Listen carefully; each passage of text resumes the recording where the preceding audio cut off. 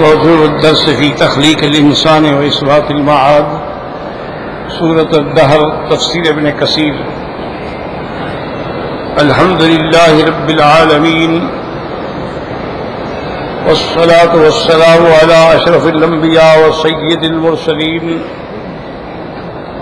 سيدنا محمد وعلى آله وأصحابه أجمعين۔ اللهم صل على سيدنا محمد وعلى آل سيدنا محمد كما صليت على إبراهيم وعلى آل إبراهيم في العالمين إنك حميد مجيد۔ أعوذ بالله من الشيطان الرجيم، بسم الله الرحمن الرحيم۔ هل أتى على الإنسان حين من الدهر لم يكن شيئا مذكورا إنا خلقنا الإنسان من نطفة أمشاج نبتليه فجعلناه سميعا بصيرا إنا هديناه السبيل إما شاكرا وإما كفورا۔ قال المؤلف والمفسر رحمه الله تعالى: أدام النفع بعلومه وعلومكم في الدارين آمين، إلى أن قال: قد تقدم في صحيح مسلم عن ابن عباس رضي الله تعالى عنهما أن رسول الله صلى الله عليه وسلم كان يقرأ في صلاة الصبح يوم الجمعة: ألف لام ميم تنزيل السجدة، هل أتى على الإنسان۔ اب مفسر رحمۃ اللہ علیہ فرماتے ہیں کہ صحیح مسلم کے اندر بھی یہ روایت گزر چکی ہے کہ حضرت ابن عباس روایت فرماتے ہیں کہ حضور صلی اللہ علیہ وسلم جمعہ کے دن صبح کی نماز میں پہلی رکعت میں الف لام میم تنزیل سجدہ اور دوسری رکعت میں هل أتى على الإنسان یہ سورت مبارک تلاوت فرماتے تھے۔ وقال عبد الله بن وهب أخبرنا ابن زيد أن رسول الله صلى الله عليه وسلم قرأ هذه السورة هل أتى على الإنسان حين من الدهر وقد أنزلت عليه وعنده رجل أسود فلما بلغ صفة الجنان زفر زفرة فخرجت نفسه فقال رسول الله صلى الله عليه وسلم: أخرج نفس صاحبكم أو قال أخيكم الشوق إلى الجنة، حدیث مرسل غریب۔ اب مفسر رحمۃ اللہ علیہ فرماتی ہیں حضرت عبداللہ ابن وہب نے اس سند کے ساتھ ابن زید سے حضور پاک صلی اللہ علیہ وسلم نے یہ سورت مبارک تلاوت فرمائی۔ جب آپ پہ یہ سورت اتری تو آپ کے ساتھ ایک آدمی بیٹھے ہوئے تھے، کہتے ہیں رجل اسود، سیاہ رنگ کا آدمی تھا۔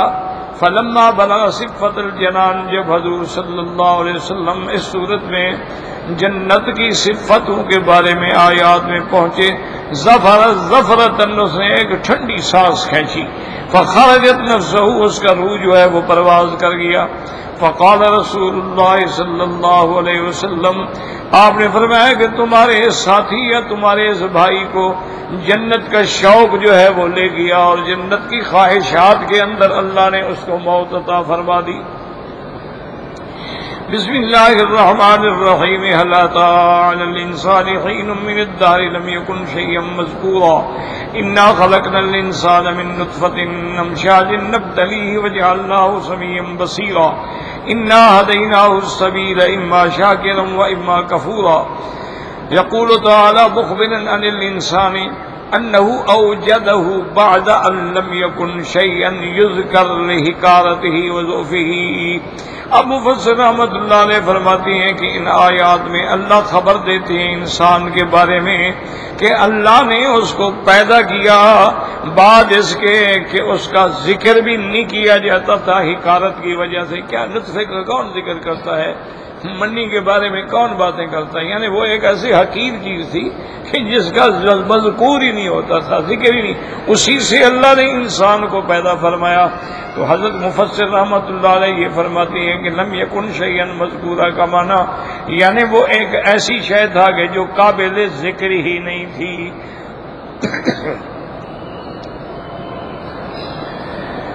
ثم بین ذلك فقال جل جلالہ انا خلقنا الانسان من نطفة امشاج ای اخلاط والمشج والمشیج الشیء المختلط بعضه فی بعض۔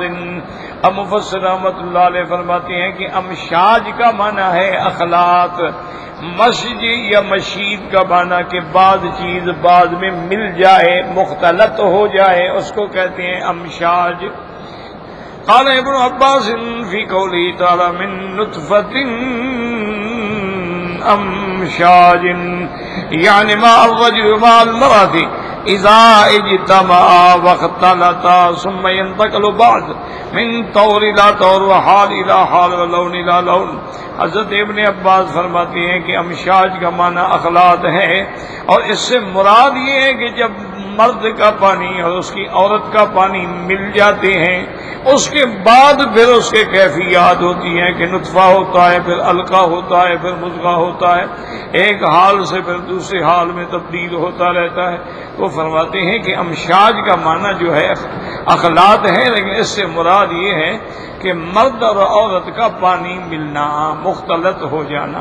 ویسے میں نے خلاصہ درس میں بھی عرض کر دیا تھا، بعض علماء فرماتے ہیں اخلاط اربع کا مختلط ہو جانا، بعض علماء فرماتے ہیں کہ عناصر اربع کا مختلط ہو جانا، لیکن راجح قول یہی ہے جو حضرت ابن عباس فرماتے ہیں کہ اس سے مراد یہ ہے کہ ماء الرجل، مرد کا پانی اور عورت کا پانی جب جمع ہوتے ہیں، مختلط ہوتے ہیں، ایک دوسرے سے مل جاتے ہیں، اس کے بعد جو ہے پھر حالات اس میں مختلف ہوتے رہتے ہیں، طور الی طور وحال الی حال ولون الی لون، یعنی ایک حال سے ایک دوسرا، پھر ایک رنگ سے دوسرا رنگ۔ وہکذا قال اکرمہ مجاہد والحسن والربیع بن انس الامشاج هو اختلاط ماء الرجل بماء المرأة۔ اسی طرح حضرت اکرمہ، حضرت مجاہد، حضرت حسن، ربیع ابن انس رحمہ اللہ تعالی علیہم اجمعین وہ بھی ارشاد فرماتی ہیں کہ امشاج کا معنی یہ ہے اختلاط ماء الرجل بماء المرأة، مرد کا پانی عورت کے پانی سے ملنا۔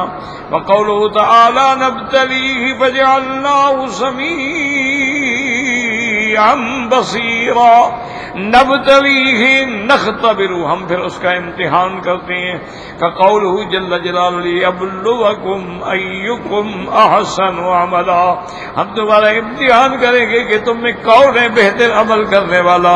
فجعلناہ سمیعا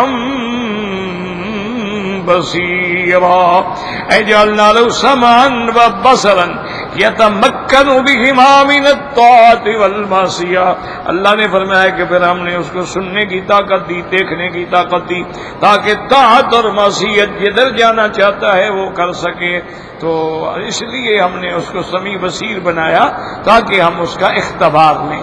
اس لیے میں نے خلاصہ درس میں عرض کیا تھا کہ بعض مفسرین کہتے ہیں یہاں تقدیم تاخیر ہے کلام کے اندر، یعنی کلام مبارک یوں تھی فجعلناہ سمیعا بصیرا نبتلیہ، کہ ہم نے سننے والا اور دیکھنے والا بنایا تاکہ ہم اس کا اختبار کر سکیں، امتحان کر سکیں۔ لیکن راجح کی رات یہی ہے کہ نبتلیہ مقدم ہے اور سمیعا بصیرا جو ہے وہ مؤخر ہے۔ یعنی اللہ نے انسان کو جو پیدا فرمایا صاف بات ہے پھر امتحان تو ہوگا نا، جب تک یہ امتحان نہ ہو کیا پتہ لگے گا کہ کون ابرار ہیں اور کون اخیار ہیں اور کون اشرار ہیں۔ اس لیے اللہ پاک فرماتی ہیں وقولہ جل وعلا انا ہدیناہ السبیل اے بیناہ لہ ووضحناہ وبصرناہ بہ، كقوله جل وعلا وأما ثمود فهديناهم فاستحبوا العمى على الهدى اللہ پاک نے فرمایا ہدیناہ، مفسر فرماتے ہیں ہدینہ کا معنی بیناہ لہو، ہم نے ہر چیز بیان کر دی، ہر چیز واضح کر دی، ہر چیز اس کے سامنے کر دی، اس کو دکھلا دی، سمجھا دی کہ یہ ہدایت کا راستہ ہے اور یہ ضلالت کا راستہ ہے، یہ رشد کا راستہ ہے، یہ غی کا راستہ ہے، یہ نور کا راستہ ہے، یہ ظلمت کا راستہ ہے، یہ نجات کا راستہ ہے، یہ ہلاکت کا راستہ ہے۔ اللہ فرماتے ہیں ہم نے سب کچھ بیان کر دیا، بالکل وضاحت کر دی۔ کوئی یہ نہیں کہتا کہ جی مجھے پتہ نہیں تھا اور میں سمجھا نہیں تھا، تو یہ صرف بہانے تو ہو سکتے ہیں، حقیقت نہیں۔ حقیقت یہ ہے کہ جب اللہ نے آپ کو خود سننے والا، دیکھنے والا بنا دی، ہر چیز آپ سن رہے ہیں، دیکھ رہے ہیں، ہر چیز کا پتہ ہے۔ جیسے اللہ فرماتے ہیں کہ اما ثمود فہدیناہم، قوم سمود کو ہم نے ہدایت دی لیکن انہوں نے ہدایت کو چھوڑ کے گمراہی کو اختیار کیا۔ وَقَوْلِهِ جَلَّ وَعَلَا وَهَدَيْنَاهُ النَّجْدَيْنِ وَبَيَّنَّا لَهُ طَرِيقَ الْخَيْرِ وَطَرِيقَ الشَّرِّ، اللہ تبارک و تعالیٰ فرماتے ہیں ہم نے اس کے لیے خیر اور شر کے دونوں راستے جو تھے وہ واضح فرما دیے ہیں۔ اس لیے علماء فرماتے ہیں، یاد رکھو، مفسرین فرماتے ہیں کہ ہدایت کا جو پہلا سبق ہے وہ بچہ ماں کے پیٹ میں ہوتا ہے اور شروع ہو جاتا ہے۔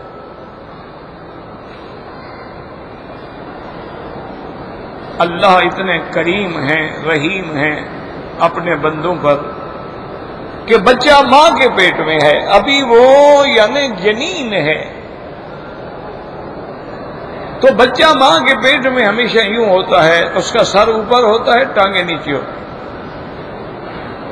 آپ دیکھیں نا آج کل تو تصویر بھی ملتی ہے، ہر چیز ملتی ہے کہ بچہ یوں رحم میں یوں کھڑا ہوتا ہے۔ اچھا، اب خدا کی شان یہ ہے کہ جب عورت کی ولادت کا وقت قریب آ جاتا ہے کہ بھی اب بچے پیدا ہونے کا وقت آ گیا ہے، ولادت ہوگی، اب وضع ہوگا، تو اللہ بچے کو وہیں ہدایت کا سبق پڑھا دیتے ہیں کہ جناب جلدی جلدی کلٹی کھاؤ تاکہ تمہارا سر جو ہے وہ پہلے نکلے اور باقی بدن بعد میں نکلے۔ تو سبق ہدایت کا تو وہاں سے شروع ہو گیا۔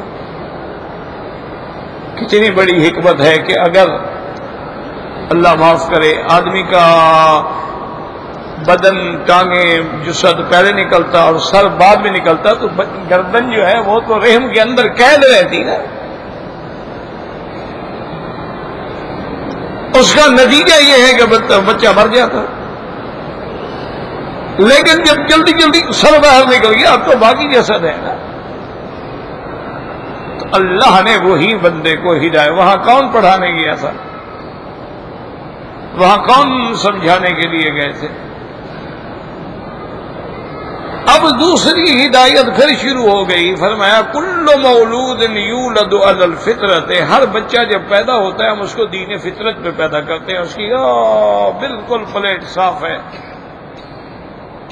اب جدھر کوئی موڑنا چاہے وہ مڑ جائے۔ مسلمان گھر میں پیدا ہوا الحمدللہ مسلمان ہو گیا، سکھوں کے گھر میں پیدا ہوا سکھ ہو گیا، یہودی کے گھر میں پیدا ہوا یہودی بن گیا، نصرانیوں کے گھر میں پیدا ہوا نصرانی بن گیا، ہندو کے گھر میں پیدا ہوا ہندو بن گیا نا، وہ خود تو بالکل صاف ستھری پلیٹ لے کے آیا، اس پر صرف اللہ کی توحید کی تعلیم تھی، تو وہاں سے ہدایت کا سلسلہ شروع ہو گیا۔ اچھا، اب جناب جب بچہ دنیا میں آ گیا ہے، اب اس کو کھانے کی بھی ضرورت ہے، پینے کی بھی ضرورت ہے، بھوک بھی لگے گی، پیاس بھی لگے گی، تکلیف بھی ہوگی، تو اب بیچارہ نہ تو وہ چل سکتا ہے، نہ دوڑ سکتا ہے، نہ بول سکتا ہے، نہ سمجھا سکتا ہے، تو اللہ نے اس کو ہدایت کر دی بھی تم رونا سیکھ لو بس، جب تمہیں پیاس لگے رونا شروع کر دو، تمہیں درد ہو بس رونا چیخنا شروع کر دو، بس تم نے رونا شروع کیا سارے گھر والے ناچ رہے ہوں گے، وہ دوڑو دوڑو دوڑو بچہ رو رہا ہے، وہ بچہ رو رہا ہے، وہ ماں کی طرح مر گئی بچہ رو رہا ہے،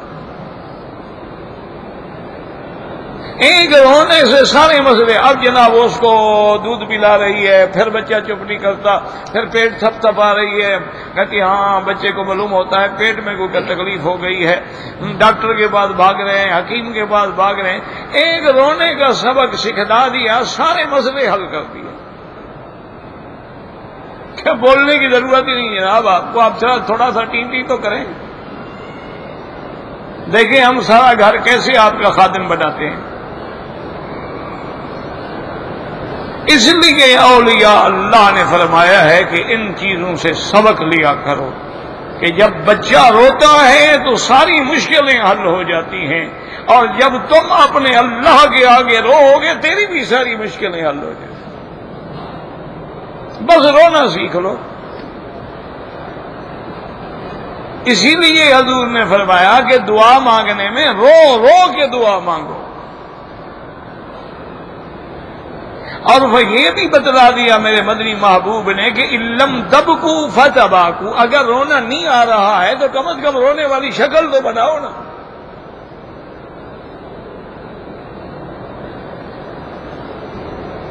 تو اس لیے اولیاء اللہ فرماتے ہیں کہ تم بھی یہی ایک رونے کا سبق سیکھ لو. صحیح حدیث میں ہے کہ جب تنہائی میں بندہ اللہ کے خوف سے روتا ہے اور اس کے آنسو گرتے ہیں، اللہ فرماتا ہے میرے فرشتے میرے بندے کو 500 سال کے فاصلے کے لیے جہنم سے دور کر.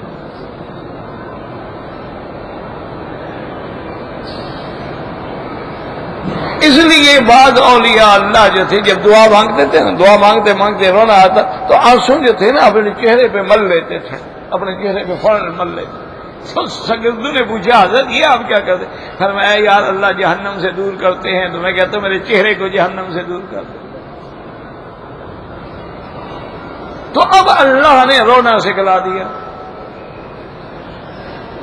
اب اس کے بعد جناب دیکھیں کہ سب سے پہلے وہ کیا کرے گا، ماما ماما بابا بابا، پھر یہ سکھلا دیا. تو ہدایت کا سلسلہ تو جاری ہے نا. اب جب شعور کامل آ گیا، عقل کامل آ گئی، تو پھر اللہ نے دین سمجھا دیا.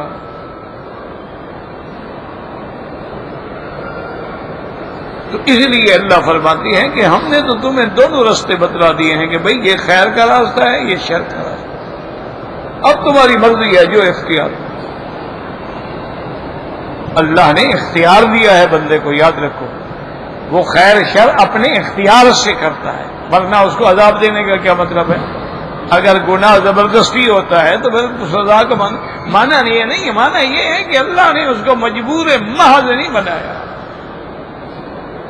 اختیار بھی دیا. اسی لیے فرمایا وَهَدَيْنَاهُ النَّجْدَيْنِ. نجدین سے مراد کیا ہے؟ طریق الخیر و طریق الشر. اب مفسر رحمت اللہ علیہ فرماتے ہیں کہ ھذا قول اکرمۃ و عطیۃ و ابن زید و مجاہد فی المشہور عنہ والجمہور وروی عن مجاہد و ابی صالح والضحاک والسدی انہم قالوا فی قوله تعالی انا ہدیناہ السبیل، یعنی خروجہ من الرحم. وہ آ گئی بات. اللہ فرماتی ہم نے اس کو راستہ نکلایا کہ تم نے رحم سے نکلنا کیسے ہے. وہذا قول غریب. صحیح جو ہے وہی مشہور قول جو ہے پہلا ہے کہ ہم نے اس کو دونوں راستے دکھلا دیے، خیر بھی اور شر بھی. وقوله تبارک و تعالی اما شاکرا و اما کفورا منصوب علی الحال من الحاء فی قوله انا ہدیناہ السبیل تقدیرہ فهو فی ذلک اما شقی و اما سعید کما جاء فی الحدیث الذي رواه مسلم النبی مالک الاشعری رضی اللہ تعالی عنہ قال قال رسول اللہ صلی اللہ علیہ وسلم كل الناس يغدو فبائع نفسه فموبقها او معتقها. اب مفسر فرماتی ہیں کہ شاکرن کفورن یہ منصوب ہے، نصب علی الحال ہے. اب مفسر رحمۃ اللہ علیہ فرماتے ہیں تو پھر معنی یہ ہوگا کہ انا ہدیناہ السبیلا، یعنی وہ شقی ہے یا سعید ہے. جیسے صحیح حدیث مبارک میں آیا ہے جس کو امام مسلم نے روایت فرمایا ہے، ابھی مالک الاشعری رضی اللہ تعالیٰ عنہ فرماتے ہیں کہ حضور پاک نے فرمایا کہ ہر انسان جب صبح کرتا ہے نا، وہ اپنے نفس کا سودا کر رہا ہوتا ہے، یا اس کو ہلاک کر دیتا ہے یا ہلاکت سے آزاد کرا لیتا ہے. یعنی ہر آدمی صبح جب ہوتی ہے تو اب وہ خیر کے کام میں ہے تو ماشاء اللہ اپنے نفس کو آزاد کرا لیا جہنم سے، اور اگر برائیوں کے کام میں ہے تو مانا اپنے نفس کو ہلاک کر رہا ہے اور جہنم میں ڈال رہا ہے، اس کے لیے راستہ بنا رہا ہے. اللہ نے سب کے لیے راستہ واضح کر دیا. وقال الامام احمد حدثنا عبد الرزاق قال حدثنا معمر بن خصیم عن عبد الرحمن بن ثابت عن جابر بن عبد الله رضی اللہ عنہ ان النبي صلی اللہ علیہ وسلم قال لكعب بن عجرة اعاذك الله من امارة السفهاء. حضور صلی اللہ علیہ وسلم نے کعب بن عجرہ صحابی ہے رضی اللہ تعالی عنہ، آپ نے فرمایا کہ کعب بن عجرہ اللہ تجھے بے وقوفوں کی حکومت سے بچائے. صفحاء یاد رکھو، قرآن میں بھی دوسری جگہ بھی یہ لفظ جو ہے قرآن میں بھی موجود ہے کہ جب مسلمان کافروں کو کہتے ہیں بھی ایمان لے آؤ، اذا قیل لهم آمنوا كما آمن الناس، بھی جیسے صحابہ ایمان لائے ہیں، قالوا انؤمن كما آمن السفهاء، ہم ایسے ایمان لے آئیں جیسے یہ بے وقوف، یہ تو بے وقوف ہے. حضور پاک کے پاس نہ دولت ہے، نہ طاقت ہے، نہ فوج ہے، نہ لشکر ہے، اور یہ ایمان لا رہے ہیں مار کھانے کے لیے. اللہ نے رد فرمایا کہ میرے نبی کے صحابہ کو بے وقوف نہ کہو، الا انہم هم السفہاء، یہ کہنے والے خود پاگل ہیں، ان کو پتہ نہیں ہے کہ ان کا کیا مقام ہے. تو سفیہ کہتے ہیں بے وقوف. حضور نے دعا دی، فرمایا اعاذک اللہ یا کعب، اے کعب اللہ تجھے بے وقوفوں کی حکومت سے بچائے. کیوں جب حاکم ہی اللہ معاف کرے بے وقوف ہو، پاگل ہو، پھر نتیجہ کیا نکلے گا؟ حکومت کے لیے تو بہت بڑے عقل کی، فکر کی، دانش کی ضرورت ہوتی ہے.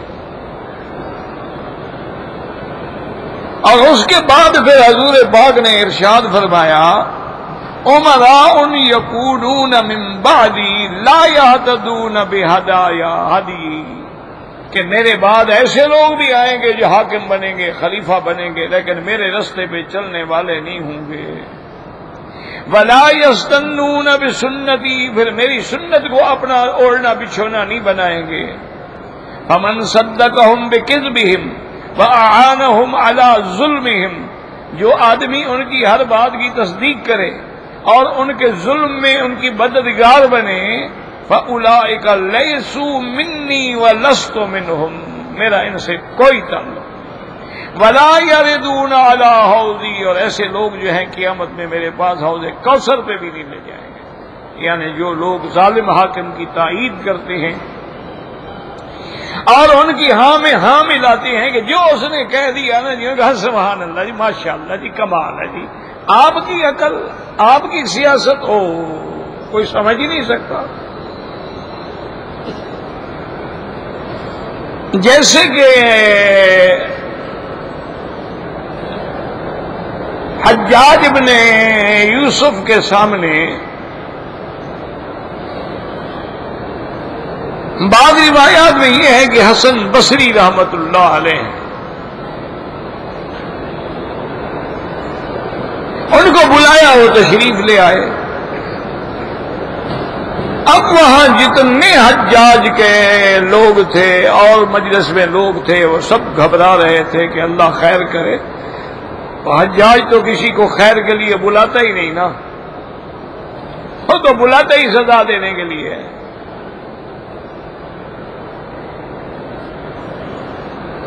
اور اتنی بڑی عظیم شخصیت حضرت حسن بصری رحمت اللہ علیہ،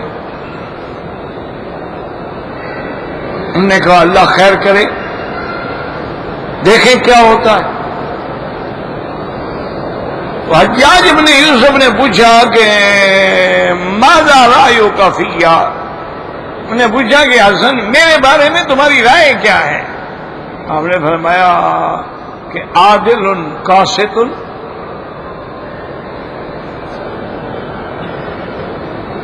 تو حجاج بھی خوش ہوا، سارے خوش ہو گئے کہ چلو بھائی حسن بصری نے تعریف کر دی، ابھی تو جان تو چھوٹ گئی نا، ظلم سے بچنے کے لیے آپ نے کہہ دیا ابھی تم عادل ہو قاسط ہو۔ ہم نے فرمایا ٹھیک ہے جی حضرت آپ کیا ہیں۔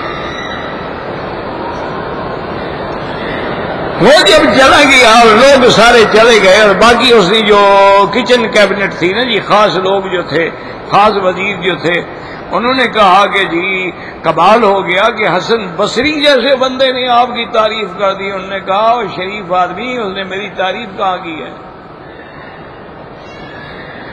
اس نے تو جو میرے بارے میں کہا ہے، اس نے کہا ہے عادل۔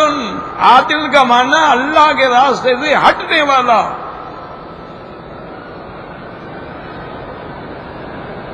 اور اس نے کہا ہے قاسط۔ قاسط کا معنی ظالم، اما القاسطون فکانوا لجہنم حطبا۔ اس نے مجھے کہا تم خدا کے بھی منکر ہو اور جہنم کے حقدار، جہنمی ہو۔ انہوں نے کہا جی آپ سمجھ گئے تھے؟ انہوں نے کہا سمجھ گیا۔ انہوں نے کہا جی پھر آپ نے سزا کی؟ انہوں نے کہا معنی یہ ہے کہ باقی لوگوں کے سامنے بھی میں شرمندہ ہوتا۔ میں تو سمجھ گیا تھا کہ انہوں نے کیا کہا ہے۔ فَهُمْ عَنْ رَبِّهِمْ يَعْدِلُونَ۔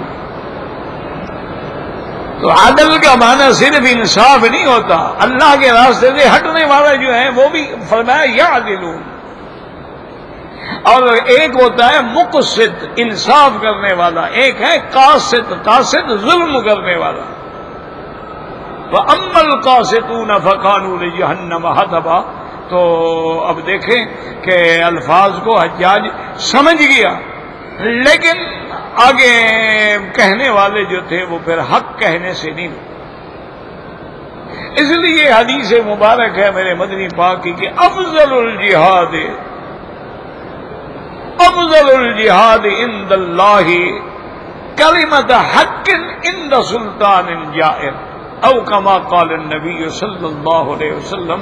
اللہ کے نبی نے فرمایا کہ افضل الجہاد یہ ہے کہ کسی ظالم بادشاہ کے سامنے بندہ کلمہ حق کہہ دے۔ افضل الجہاد، ایک آدمی گردن کٹا رہا ہے وہ جہاد ہے، لیکن حق کہنے والا افضل۔ وجہ کیا ہے؟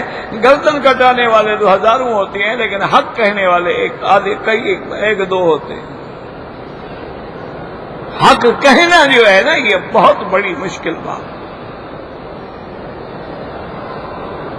تو اس لیے اللہ پاک نے، اللہ کے نبی نے فرمایا کہ وہ عمراء ایسے ہوں گے نہ تو میری ہدایت پہ چلیں گے نہ میری سنت کو پکڑیں گے۔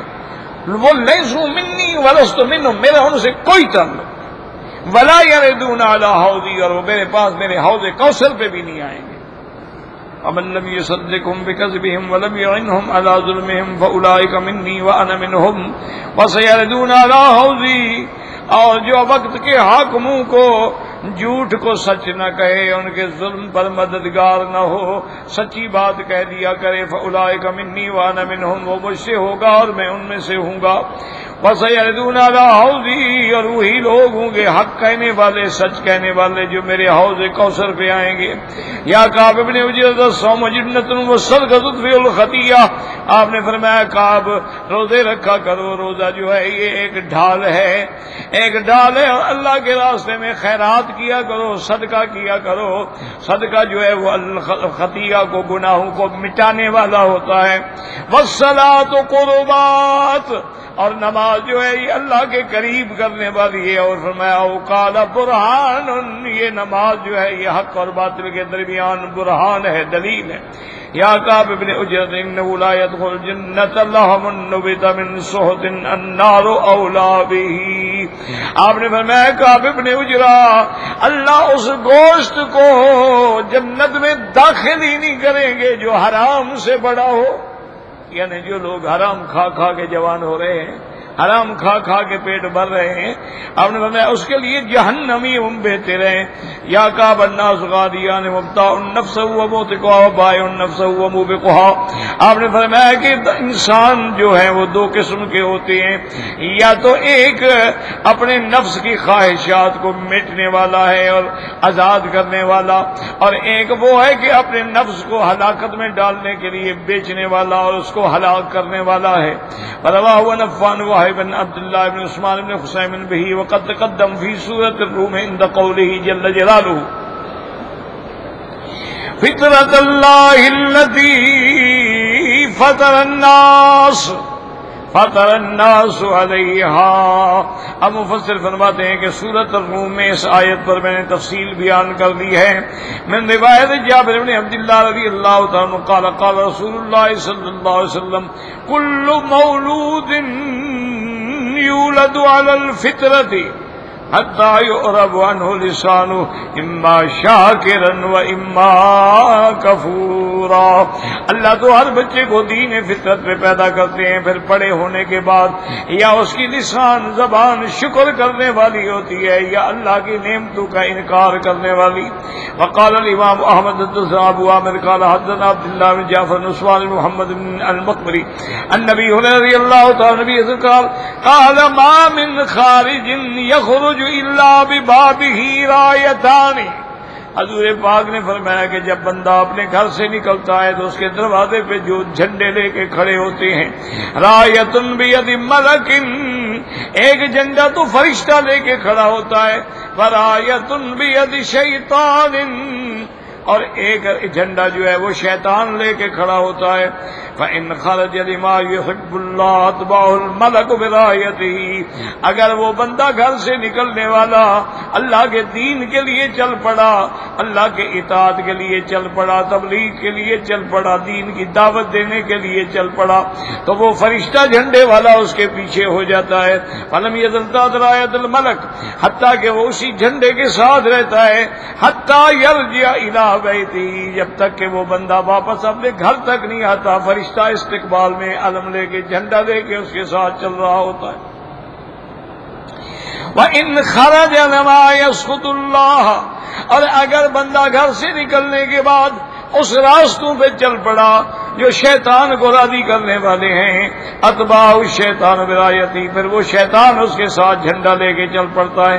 فلم یزلتا برایت الشیطان حتی یرجع الی بیتہ، وہ پھر اسی طرح شیطان اس کے ساتھ لگا رہتا ہے جب تک کہ وہ اپنے گھر سے واپس نہیں آتا. تو اسی لیے حضور پاک نے حکم دیا تھا کہ جب بھی انسان اپنے گھر سے نکلے تو فوراً پڑھ لیا کرے بسم اللہ ما شاء اللہ آمنت باللہ توکلت علی اللہ لا حول ولا قوت الا باللہ العلی العظیم. اور دوسری یہ بات ایک یاد رکھ لیں کہ مثلاً ایک بیمار ہے، تمہارا دوست ہے، تم اس کو ملنے کے لیے عیادت کرنے کے لیے اگر نیت یہ کر لو گے نا کہ بھئی چونکہ عیادت کرنا سنت ہے، حضور پاک نے فرمایا کہ عیادت کرنے والے کے لیے اللہ جنت میں گھر بنا دیتے ہیں، میں اس لیے جا رہا ہوں، تو اب وہی تیرے لیے نیکی بن گئی. نہیں، میں تو ویسے ہی دوست کو ملنے کے لیے جا رہا ہوں، اس کا پتہ کرنا ہے، اس کی خیریت معلوم کرنا، لیکن یہ دماغ میں نیت نہیں ہے عبادت کی. اگر کوئی آدمی کپڑا خرید رہا ہے، زیور خرید رہا ہے کہ جی میں بیوی کو دوں گا اس لیے کہ میری بیوی پہنے گی، مجھے اچھی لگے گی، میں بھی گناہ سے بچوں گا، وہ بھی گناہ سے بچیں گی، اللہ کا فرمان بھی پورا ہوگا، حضور کی وصیت بھی پوری ہوگی کہ خیال رکھا کرو، عورتوں کا خیال رکھا کرو، اللہ نے ان کو تمہاری ملک میں دیا ہے، ان کی رعایت کیا کرو، ثواب ہو جائے گا. اسی لیے حضور نے فرمایا تھا نا کہ جو ایک لقمہ تم اپنی بیوی کو کھلاتے ہو اس کا بھی اللہ تمہیں صدقے کا ثواب دے. صحابی حیران ہو گیا، اس نے کہا یا رسول اللہ بیوی کو کھلانا تمہارا فرض ہے، ذمہ داری ہے، نہ نفقہ ہمارے ذمے. آپ نے فرمایا اللہ کے بندے اگر یہ لقمہ تم کسی نامحرم عورت کو کھلاتے گناہ ہوتا؟ انہوں نے کہا ہاں جی. فرمایا تو جب تم اپنے محرم کو کھلا رہے ہو اس کا اللہ تمہیں ثواب دے گا. اس لیے ہمیشہ جب بھی گھر سے نکلیں صحیح نیت سے نکلیں، صحیح ارادے سے نکلیں، اللہ کے دین کی کوئی نہ کوئی نیت کر لو. اچھا عمل نہیں ہو سکا کوئی بات نہیں، نیت کا بھی تو ثواب ملے گا. گھر سے نکل بھئی آج تو میں انشاءاللہ طواف کروں گا، نیت کر لی. اچھا نہیں کر سکے کوئی بات نہیں، اس نیت پر بھی اجر ملے. اسی لیے آپ نے دیکھا نہیں یہ تبلیغی جماعت والے لوگ جو ہے نا وہ کہتے ہیں بھئی اپنے نام لکھواؤ. اچھا بھئی نہیں چل سکتے ہو، نہیں جا سکتے، نیت تو کر لو، ارادہ تو کر لو. مانے یہ ہوتا ہے بھی تمہیں نیت پر ثواب تو شروع ہو جائے نا، نہ جاؤ. کوئی زبردستی تو نہیں ہوتی ہے، نہ کوئی پولیس لے کے آتے ہیں پکڑ کے لے جاتے ہیں. مانا یہ ہوتا ہے کہ تم اچھے کام کی نیت تو کرو نا. تو اس لیے اللہ تبارک و تعالی نے ہمیں دونوں راستے بتا دیے ہیں. کل ہم یہ نہیں کہہ سکتے کہ اللہ میاں پتہ نہیں تھا. نہیں، آپ کو پتہ ہے کہ یہ حلال ہے یہ حرام ہے. حضور نے فرما دیا الحلال بین والحرام بین. حلال بھی کھلا ہوا ہے اور حرام بھی واضح ہے. کوئی یہ نہیں کہہ سکتا جی مجھے پتہ نہیں تھا. واللہ اعلم.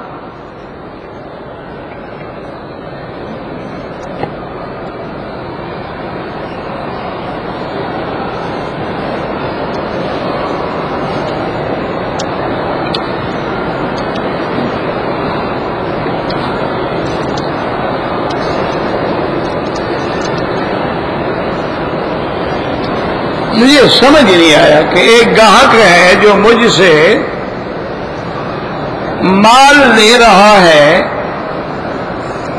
مال کی قیمت 300 ریال ہے.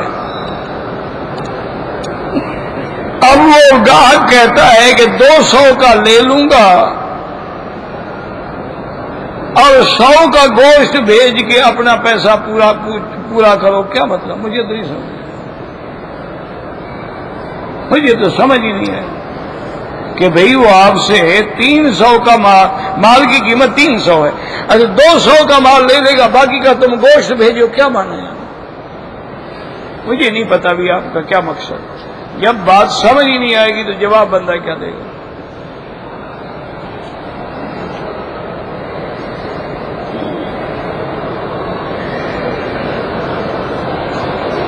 کہتے ہیں جی کہ لوگ ویزا خریدتے ہیں 10,000 ریال کا، پھر 15 کا یا 17 کا یا 20 کا بیچ دیتے ہیں. دونوں کے لیے حرام ہے.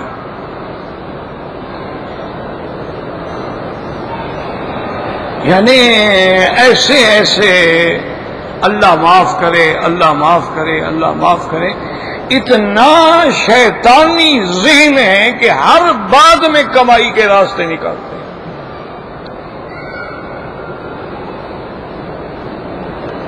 زمزم بیچنے والے کون ہیں؟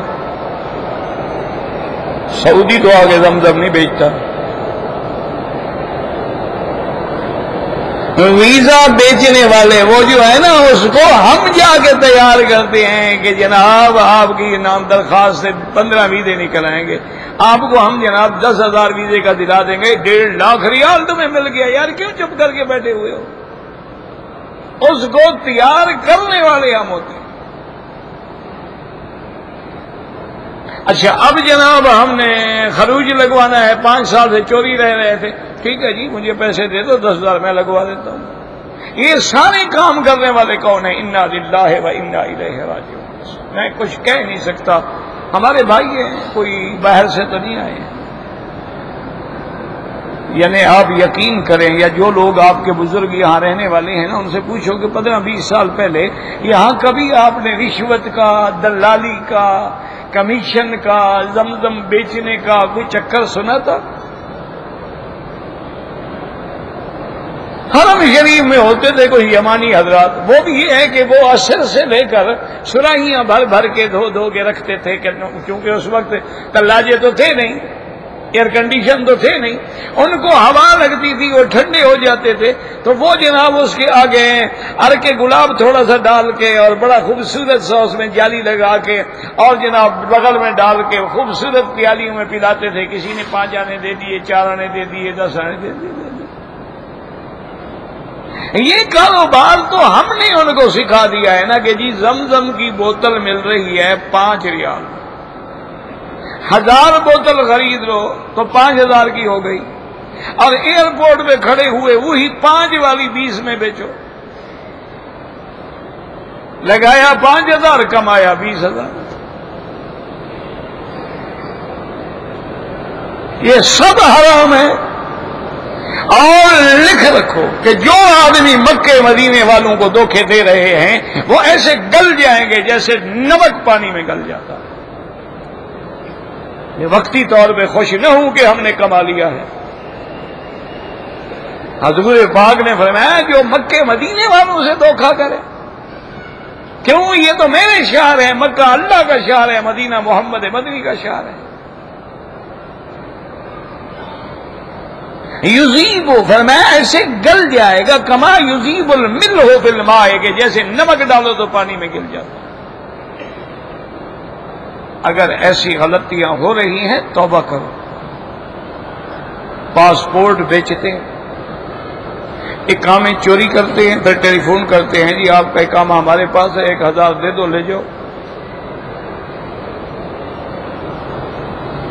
اقامے چوری کرتے ہیں، پھر اس کی فوٹو اتار کے جناب دوسرے کا لگا دیتے ہیں جی 2,000 ریال دے تو اقامہ بن گیا. 2 سال تو کماؤ نا بابا، 2 سال کے بعد دیکھا جائے گا.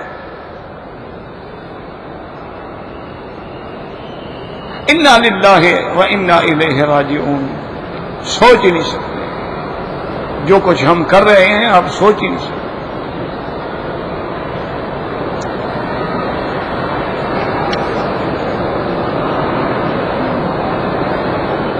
اگر ہم نفلی عمرہ کریں یا طواف کریں، والدین زندہ ہیں ان کے لیے نہیں کریں، آپ اپنے لیے کریں، ان کے لیے دعا کریں، اللہ ان کو نصیب کرے.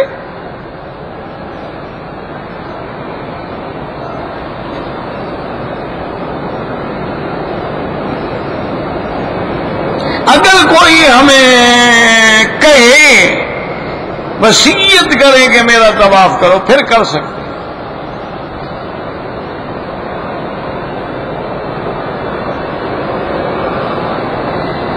تہجد نماز پڑھنے کے لیے سو کر اٹھنا ضروری ہے؟ بالکل ضروری نہیں.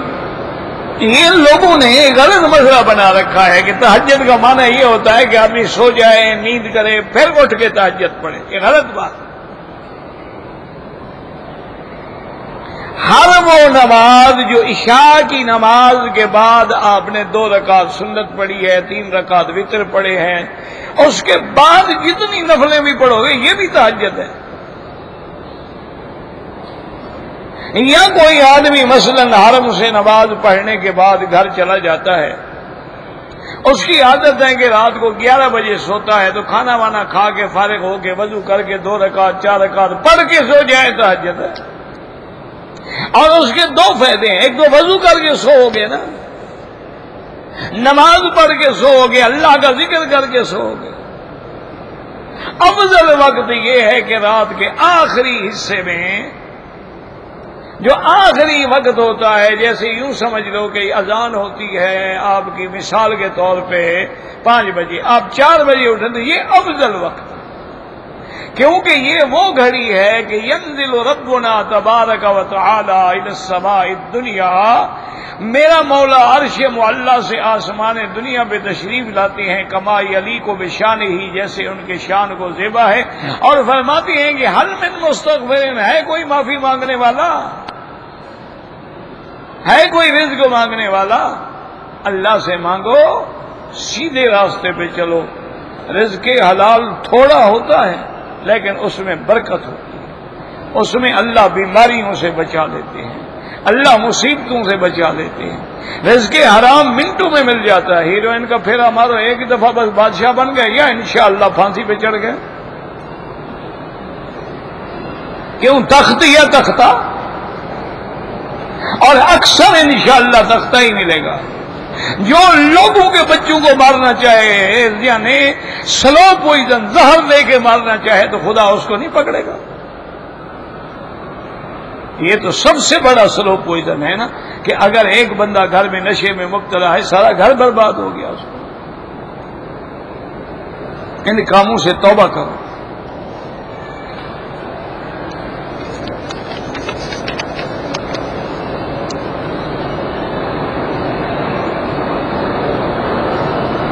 کہتے ہیں جی کہ میں طائف میں اپنی بیوی بچوں کو لے کے سیر کے لیے جانا چاہتا ہوں، تو واپسی پہ عمرہ لازم ہے۔ بچوں کو خوش کر رہے ہو، اللہ رسول کو خوش نہیں کرنا چاہتے ہو۔ ماشاءاللہ بڑا سمجھدار آدمی ہے بھائی، بچوں کو تو پکنک کروا رہا ہے نا جی، ماشاءاللہ موسم ٹھنڈا ہے، ذرا انجوائے کریں گے، نیو ایئر نائٹ منائیں گے کافروں کی اتباع میں، کافروں کی اقتداء میں۔ نیو ایئر کیا ہے؟ وہ مسلمان ہیں یعنی جو نیو ایئر کے لیے ناچ رہے ہیں، لڑکیاں لڑکے بھنگڑے ڈالے جا رہے ہیں اور جناب آتش بازیاں چھوڑی جا رہی ہیں، اور وہاں سارے گناہ کے کام ہو رہے ہیں، ایک دوسرے سے مل رہے ہیں، ٹکرا رہے ہیں، دوڑ رہے ہیں، ناچ رہے ہیں۔ یہ کیا ہے؟ اتباع رسول ہے۔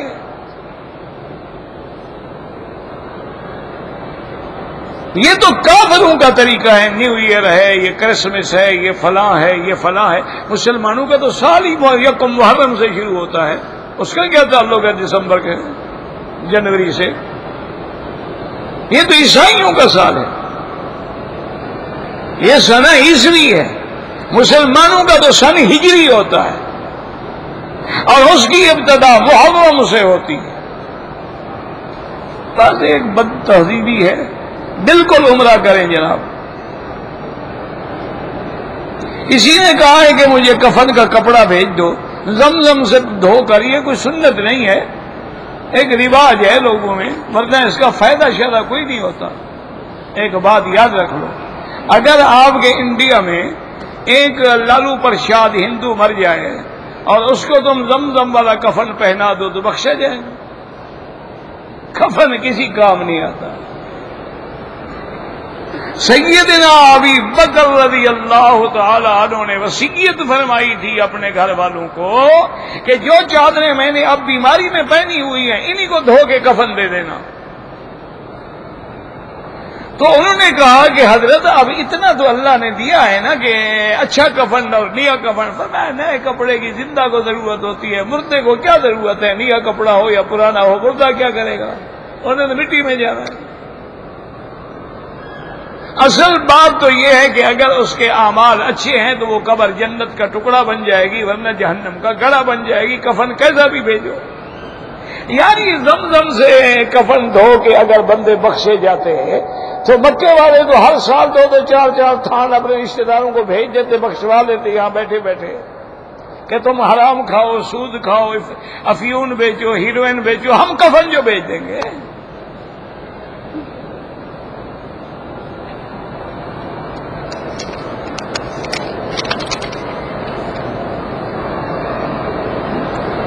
کہتے ہیں جی کہ اگر امام مسجد میں نہیں ہے تو اس کی نیابت کون کرے؟ جو بھی وہاں عالم موجود ہو، سنت والا، داڑھی والا، علم والا، اس کو آگے کر دو۔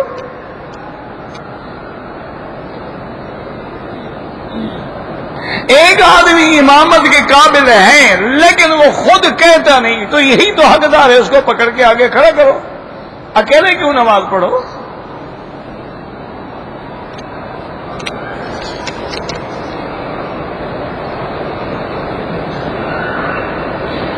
مسجد حرام میں یا مسجد نبوی میں امام نمازی کے آگے گزرنا یہاں بھی منع ہے۔ ایک تم کو کسی نے غلط کہا ہے کہ یہاں اجازت ہے، صرف طواف والوں کو اجازت ہے کہ وہ آگے گزر سکتے ہیں، ورنہ باقی کسی کو اجازت نہیں ہے۔ یہ تو بس ایک عادت بن گئی ہے، اس نے وہ دیکھا وہ جا رہے ہیں، اس نے کہا اچھا میں بھی چلا جاتا ہوں۔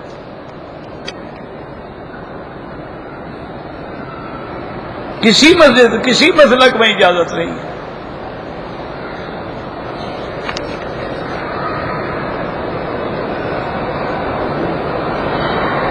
میرا بیٹا 13 سال کا تھا لیکن خودکشی کر لی، زہریلی گولیاں کھا کے مر گیا۔ بس اللہ معاف کرے، کافر تو نہیں ہے نا، کافر تو نہیں ہے نا، گناہ گار ہے، اللہ بخش دے۔ کیوں نہیں قیامت میں انشاءاللہ تمہارے بھی کام آئے گا، کیوں نہیں آئے گا؟ خودکشی کرنا حرام ہے لیکن کافر تو نہیں ہو جاتا۔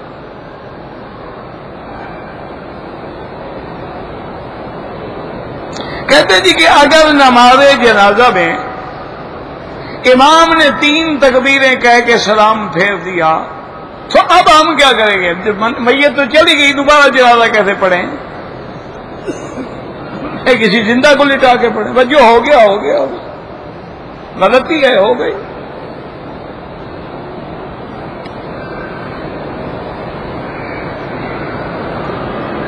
زندے بندے کے لیے نہ کوئی عمرہ ہے نہ طواف۔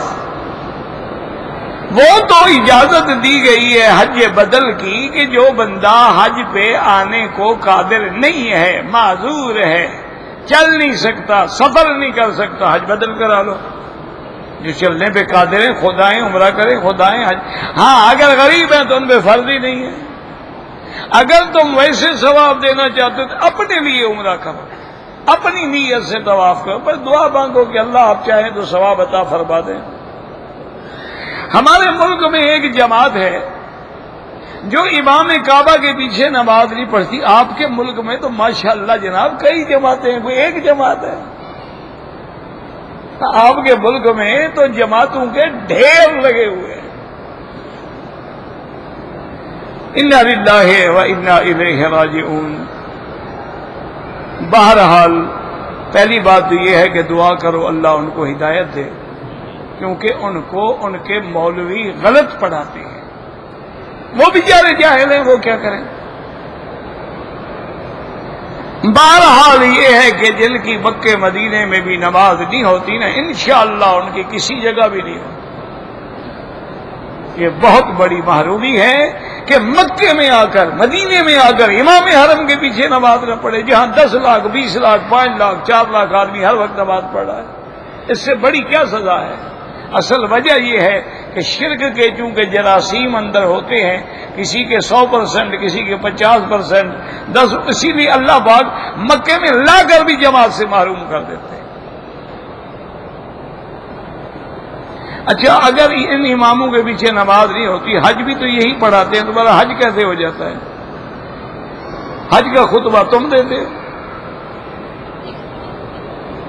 حج ہو جاتا ہے اس لیے کہ 4 لاکھ لگتا ہے۔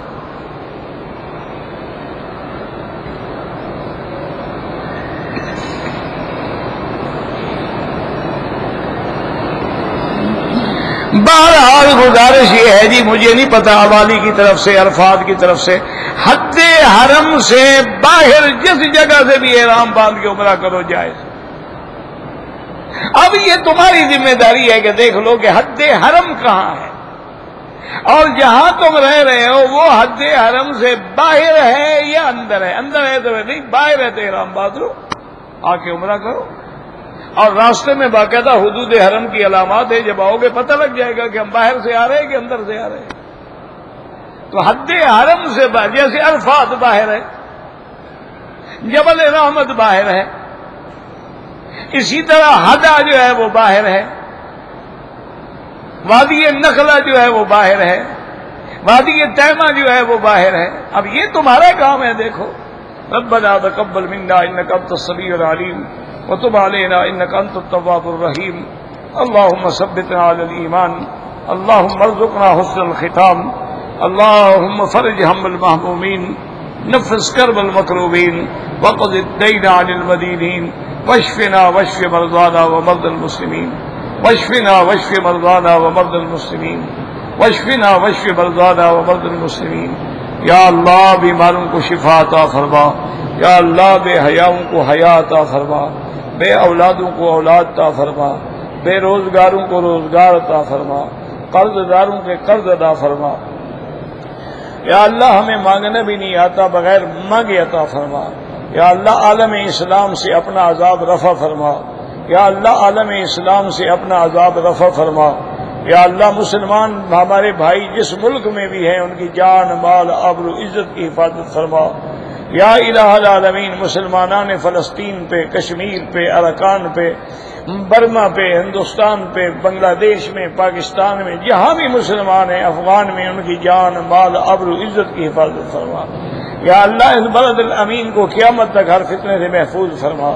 یا اللہ پاکستان سے اپنا عذاب رفع فرما، یا اللہ پاکستان سے اپنا عذاب رفع فرما۔ یا اللہ یہود اور ہنود نے سازش کر لی ہے اس ملک کو مٹانے کے لیے، یا اللہ حفاظت فرما۔ حفاظت فرما، ہم بیکار ہیں، گناہ گار ہیں، بد کردار ہیں، پر تیرے دروازے پر سائل ہیں، سوال کرتے ہیں، اور تیرا فرمان ہے کہ میں اپنے سائل کو خالی نہیں لوٹاتا۔ رحم فرما دے، امن قائم فرما، مسلمانوں کی جان مال بچا دے، یا اللہ قتل عام روک دے، یا اللہ ہر فتنہ ہر سازش کو بے نقاب کر دے۔ ربنا آتنا فی الدنیا حسنۃ وفی الآخرۃ حسنۃ وقنا عذاب النار۔ صلی اللہ تعالی علی خیر خلقہ سیدنا محمد وعلی آلہ وصحبہ اجمعین۔ اللہم صل علی سیدنا محمد وعلی آل سیدنا